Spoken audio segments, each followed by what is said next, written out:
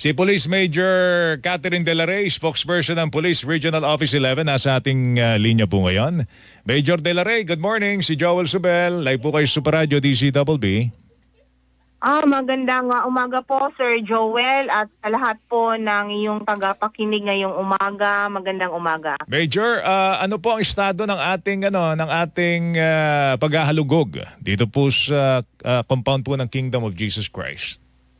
Patuloy pa rin po yung paghahalughog po natin sa KOJC compound. Sa ngayon po, ang hinahanap na lang po natin ay yung entrance po ng bunker. Kasi doon po sa ginamit na life detector device, meron po talagang naririnig na heartbeat po sa ilalim po. Meron na kayong natukoy na bunker doon sa loob ng compound? Yes, meron na kaming natukoy na area na merong heartbeat sa ilalim ng ground. Okay. So, hinahanap na lang po talaga namin is yung entrance noon. Yung entrada, no? Ang sinasabi ho, masyado pong overkill eh. Ang dami naman daw pulis na pinadala daw po dyan. Para hulihin lang isang... Ilan ba subject ng warrant of arrest na hinahanap natin sa loob?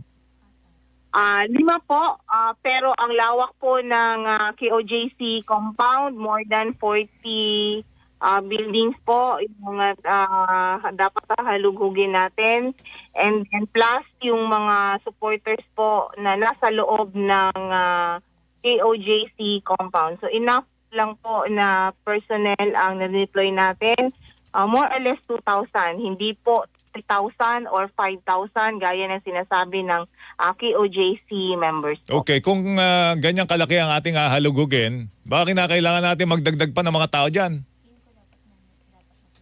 Opo, sa ngayon po ay nag-request na kami ng dagdag from other provinces po, at nag-request na din kami ng augmentation from PRO 11, PRO 10, 12 and 13 as CDM contingent po. Gumamit ba kayo ng tear gas? Kino-confirm ko pa po na kung may ginamit po ba talaga na tear gas, pero kagabi po nandun naman ako sa area. Yung rally po na ginawa nila, ang permit po na nakuha nila from the City Government of Davao ay prayer and candle lighting rally, pero inside the KOJC compound po ang nakalagay. Pero ang ginawa po nila ay inoccupy po nila ang whole highway po sa harap ng KOJC. And then compound, hinarang po nila yung 2 crane, wing van, and fire truck po nila. In fact, hindi madadaanan ng exit area ng airport. Buti na lang po na secure natin yung entrance. Kaya doon na lang po yung entrance and exit sa mga babiyahe po gamit ang eroplano.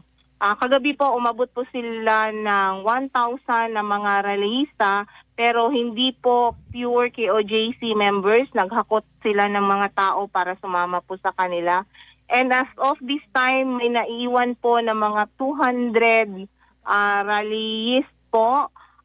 Pero nakaharang pa rin po yung mga gamit nila sa daan at hindi pa rin po madadaanan ang both lanes po ng highway. Okay, ano po ang ginagawa po ninyo para malinis po yung highway?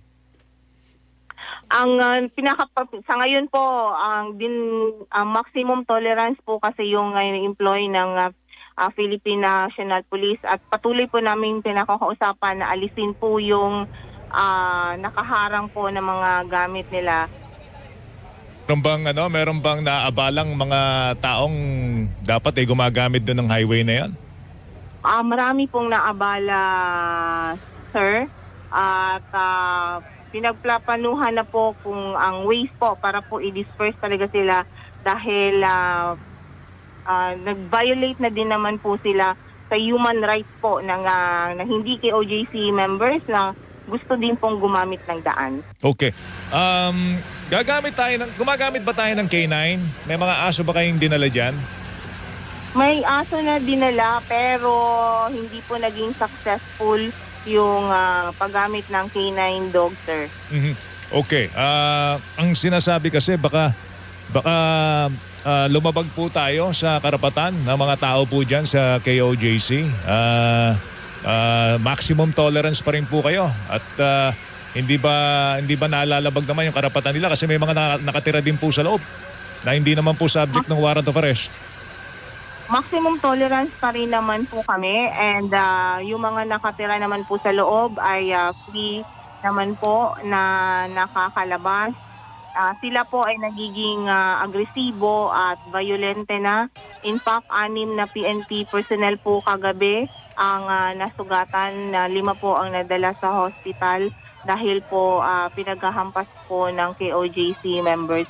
Sana po yun sa mga supporters, wag kayong maging violente at agresibo, at intindihin niyo po na yung ginagawa naman po namin ay utos ng korte, legal po yun, at as law enforcers, kailangan po talaga namin ang implement ang warrant of arrest against Kibuloy. Major, pagka sinasaktan ng pulis, di ba dapat merong tayong inaaresto? Hindi natin pinapayagan po ito. Bagamat tayo po ay maximum tolerance, pero pagka may pulis na nasaktan, ibang usapan na po yan.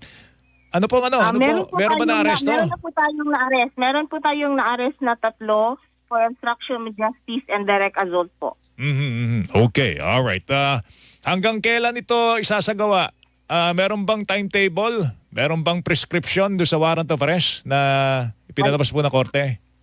Opo, wala pong prescription dun sa warrant of arrest na pinalabas ng korte, at wala po tayong timetable or timeline kailan po matatapos. Hopefully makita na today yung entrance ng bunker para matapos na po ito, at pinaka-the best po kung mag-surrender na po si Kibuloy at harapin po niya yung mga kasong isinampas sa kanya sa korte. Alright, sige po.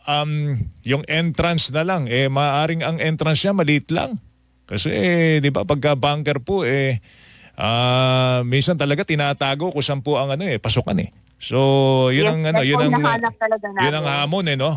Sa ating mga pulis. Yan po talaga ang hamon ngayon.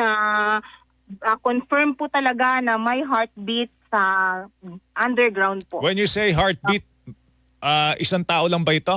O maraming heartbeat tao? Po, maraming tao po ang nababasa po ng device po. Okay. Alright. O sige po. Mag-iingat po kayo at dalangin namin na matapos na po ito sa lalo madaling panahon. Yan po ang dalangin namin, sir, na sana matapos na po at ma-settle na po yung mga emotions po ng KOJC members, and makapagpahinga naman din po yung pulis na nag-implement po ng batas. Okay. Sige po. Salamat po sa oras po ninyo. Magandang umaga po sa inyo, Major.